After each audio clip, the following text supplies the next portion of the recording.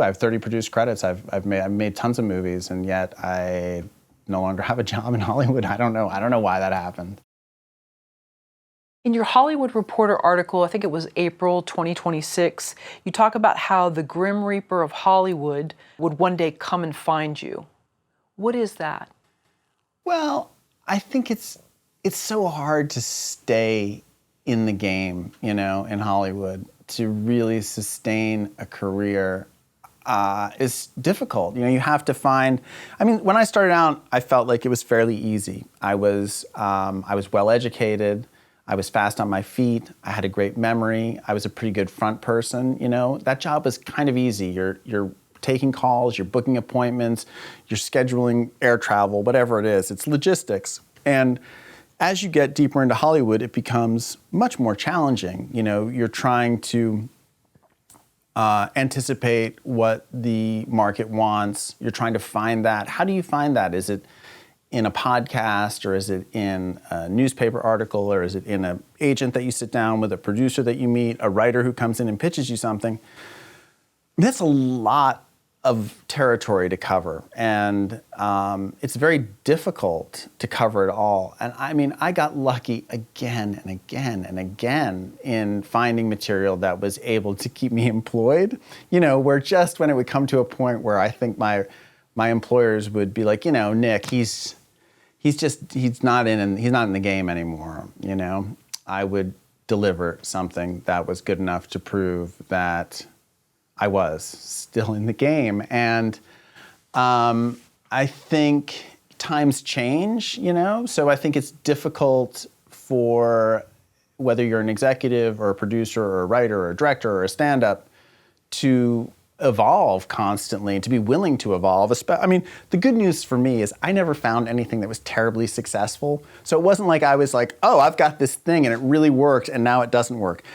Nothing I ever did worked that well. So I always was looking for something that was going to work, whether that was, I'll become a stand-up, I'll become a writer, I'll become a podcaster. I've always continued to evolve at a level that, mostly born of necessity. Like, I'll find something else that will prove I have the talent to justify a paycheck. And so, I think as you climb up the executive ladder, obviously the opportunities get smaller. There's only one person who's the chairman. Then now it does seem like there's co-presidents and presidents, and there's a lot of people up in that so-called C-suite. But, you can see it as you're coming up that it's clear that, if you're not going to become president of production, what are you going to become? And then you have to figure that out. If you're not going to run the studio, well, where are you going to end up? Because, you have to justify your salary, what they're paying you. That was never paid very much, so it didn't really matter. You could keep me on always. I was never really that much of a burden to anyone's overhead. But, and I watched as people sort of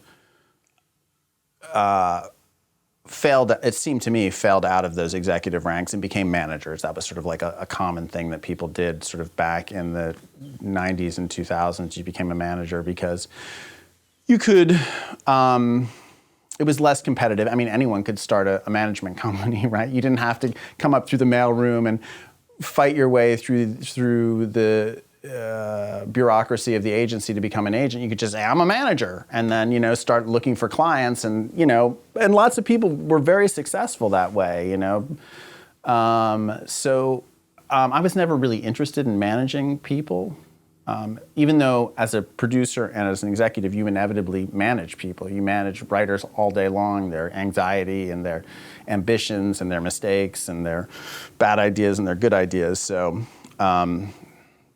but as an executive, I realized that there's only so many jobs, right? So then you have to figure out what are you gonna do instead if you're not gonna do that, and there's also a lot of ageism in Hollywood. I think people we're always looking for the next exciting thing. We're attracted to younger people. We always want to see who is the next it boy, it girl. So. And I think that translates into all the ranks of the business. Sure. So the Grim Reaper was maybe that... Oh, yeah. I mean, jobs were just going to getting be fired, that Sure. people get fired. And then, once you're fired, you're kind of, you're a little bit toxic, unless you get fired in a spectacular way. But, usually you get downsized or your contract expires. And, I have so many friends who've been really successful at just moving from one job to the other. And, they just seem like they're adept at whatever that sort of executive shuffle is. I was always, I just never felt, I never felt like I was bringing enough equity to the table to be worthwhile.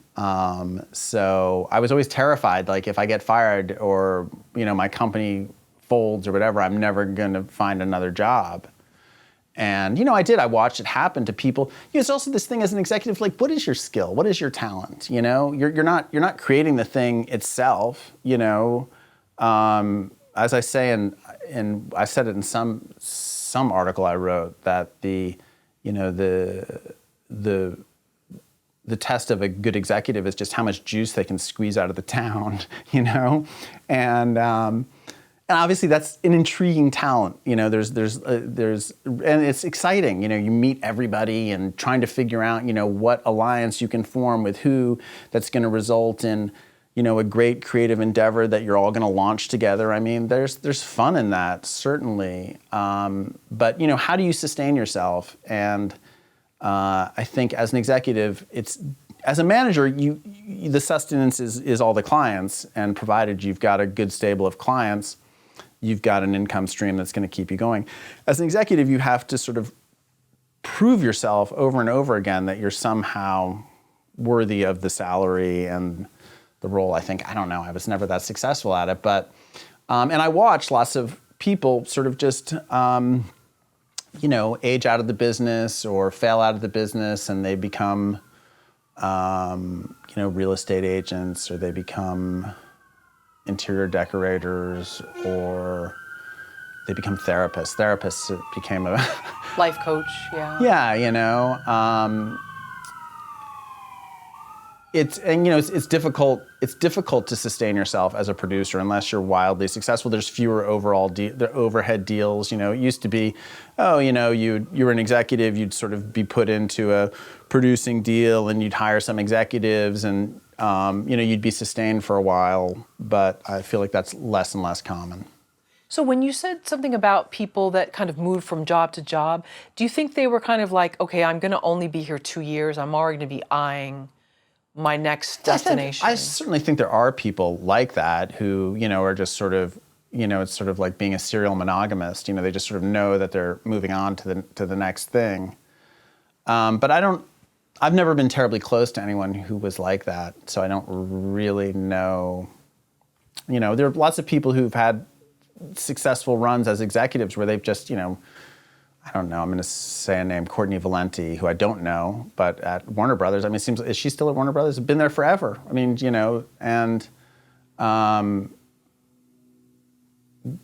then there are other executives who have been successful at moving around, and then there's other execs who have turned their executive careers into successful producing jobs, and then gone back and forth between being executives and producers. But I think it's more common to get to a point as an executive where you're like, okay, I better find something else to do. I guess I'll go teach. Well, you say in the article that as an executive, you sit around your office trying to catch falling knives. Well, I did feel as an exec that I was sort of responsible for everything and nothing. Because you are, you never know what, because you're in charge of hiring the writers and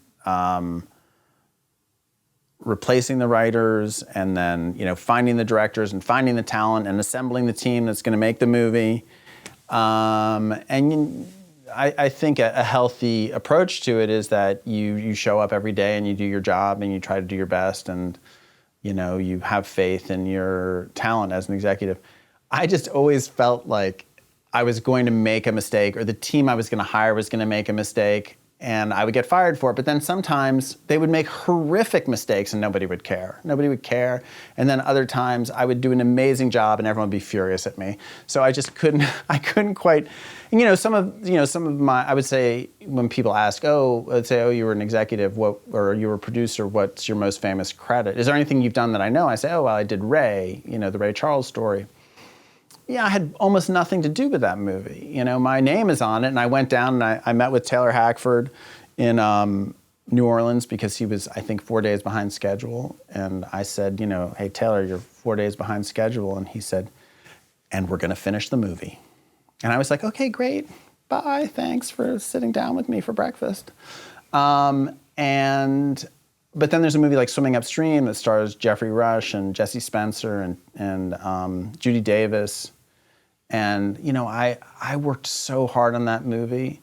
I really killed myself trying to make that into a good film. I didn't succeed, but, the work I did on it was great. I had great, I think a lot of people would beg to differ who were involved in it, but the trick of managing that production and managing the chaos and managing all of the different personalities to actually get the film made was mind-bogglingly challenging. And, I'm really proud of the work I did on that film, even though the film isn't great. Whereas Ray is a great film, but I'm not terribly proud of the work I did on it. Well, you have 30 producing credits, but you say that Hollywood always made you feel like you had no real value. Why? That's a good question.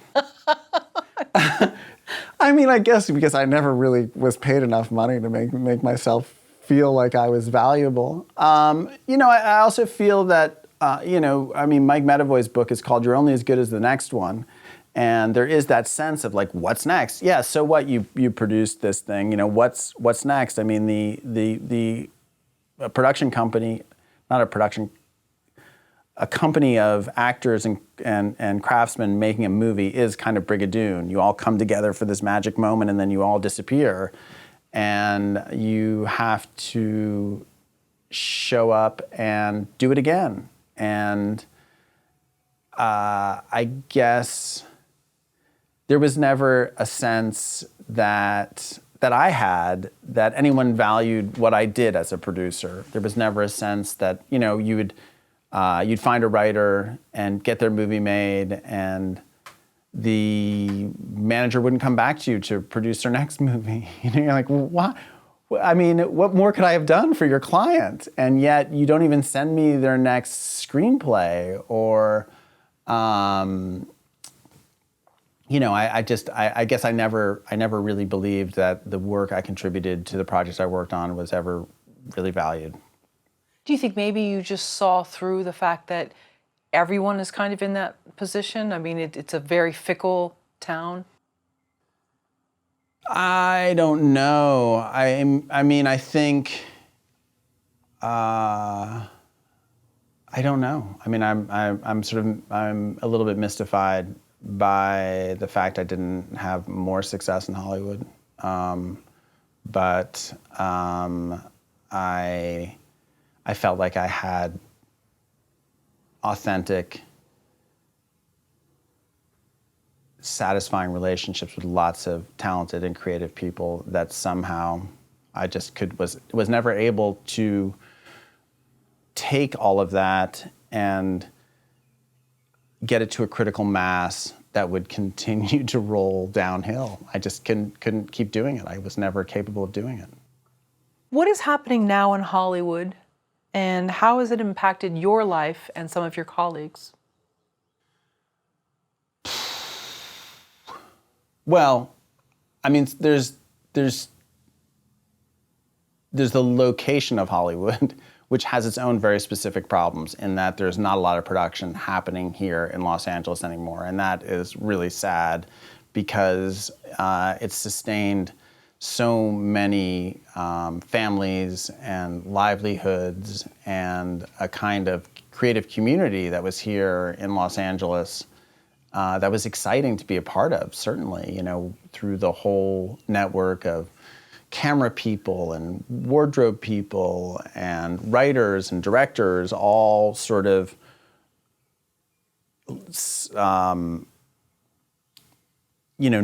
feeding and being fed off this ecosystem, and because of various financial constraints, there just is not as much production here in Los Angeles as there used to be. So that is one problem.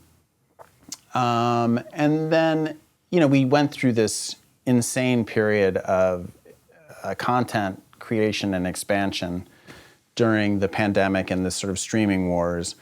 I mean, it really didn't seem like it was sustainable on some level because there was more content than anyone could ever watch. I mean, the fact that The Office and Friends are the #1 shows on Netflix, I don't know if that's accurate, but that, these old reruns, that there's still so much content that people haven't yet consumed is a testament to the fact that we were making too much stuff. So I think there was a sort of a correction in the marketplace that was inevitable, but that has shrunk the economics of Hollywood in a way that, to me it feels like there isn't as much opportunity. Whether that's accurate or not, I'm not sure, but it feels that way. I also think that the expense of putting out a movie, really the marketing expenses have made it so much more competitive. It also seems that the next generation of moviegoers isn't there. That the younger people, certainly my own kids, don't go to the movies with the veracity that we did there.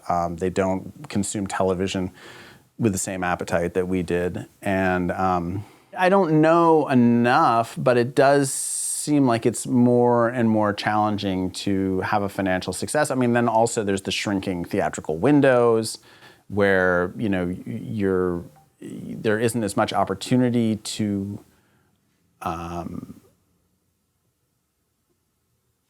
get revenue out of the box office as there used to be.